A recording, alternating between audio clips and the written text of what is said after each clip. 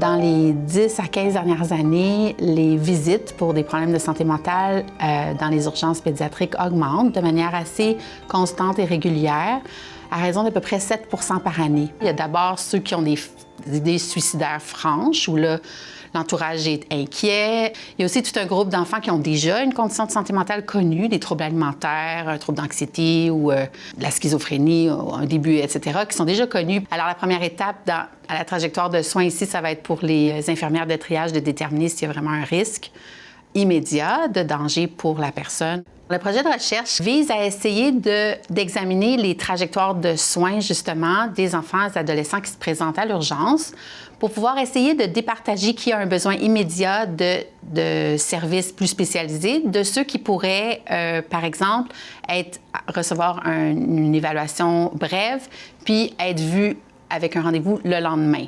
Puis, ceux qui sont à plus haut risque de continuer l'évaluation avec une autre évaluation qui vise un peu le fonctionnement familial autour de l'enfant, puis le support, le type de soutien qu'ils ont. Puis ça termine par, le jour même, avoir une évaluation en santé mentale dans un modèle de soins centrés sur le patient où, justement, l'adolescent a l'opportunité d'exprimer ses besoins à lui, puis de surtout participer à fixer les priorités de qu'est-ce qui va être adressé en premier. Le but principal, c'est de regarder si on peut changer par cette visite-là qui est un peu plus structurée, un peu plus organisée autour des besoins de l'adolescent lui-même. On espère que ça va changer un peu la qualité de vie des adolescents.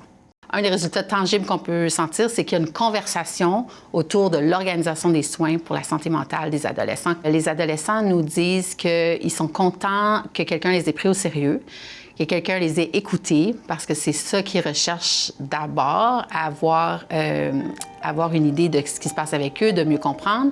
Le but du projet, ce serait de proposer une manière plus pan-canadienne, standardisée d'approche pour les adolescents qui se présentent à l'urgence. C'est les enfants qui gagneront si on réussit à se rendre là.